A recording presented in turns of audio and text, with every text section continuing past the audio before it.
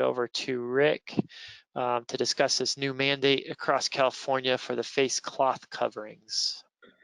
Yes, thank you, Anthony. Very exciting news. It's interesting because as we see more reopening, supposedly we're supposed to go back to normal, but as many of you are probably already aware, the state of California issued a new mandate yesterday with respect to face cloth coverings.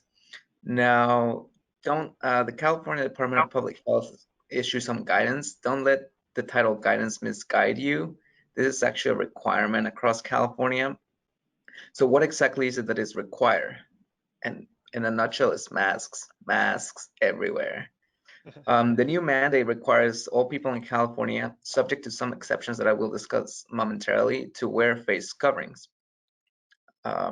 So you may be asking yourself, so when exactly am I supposed to wear a face covering? At all times, even when at home, only when I'm outside?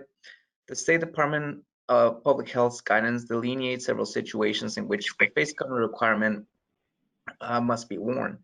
And these include, first, when you are inside of or in line to enter any indoor public space. This could include grocery stores, retail stores, etc. When obtaining services from the healthcare sector setting, such as when being in a hospital, at a pharmacy, a medical clinic, or a dental office, any of that type of setting. Another situation is when you're either waiting for or while riding on public transportation, which could also be a taxi or a private car service, or ride-sharing vehicles such as Uber or Lyft.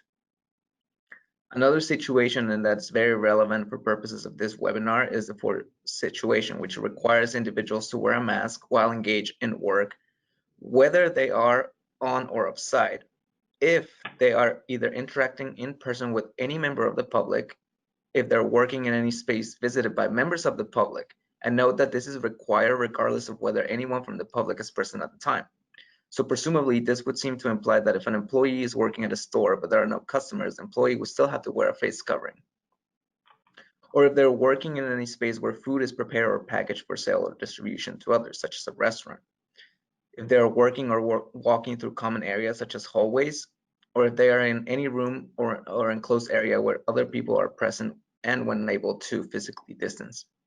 So as you can tell, all of these situations are very broad encompassing, and employees would virtually have to wear face coverings at all times. Now, also, public or private transportation drivers must wear a face cloth covering when passengers are present. Again, this would include bus drivers, taxi drivers, and ride-sharing vehicle drivers, such as Uber drivers. Now, lastly, everyone in California is required to wear a face cloth covering while outdoors in public space, while also maintaining social distancing. Now, I know what you're thinking. It seems as though you and I must wear a face cloth covering anywhere and everywhere we go. And for the vast majority of us, that will be the case. But the state guidance does exempt certain individuals under certain circumstances.